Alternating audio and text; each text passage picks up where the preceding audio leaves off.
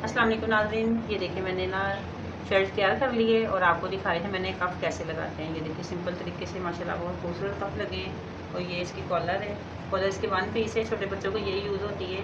ये यूनिफॉर्म की शर्ट है, ठीक है। ये देखिए मैंने तैयार कर ली है माशाल्लाह से, बड़ी ज़बरदस्त बनी है। इसकी पॉकेट लगाई है मैंने और बिल्कुल ये तैयार हो गई है, ठीक है।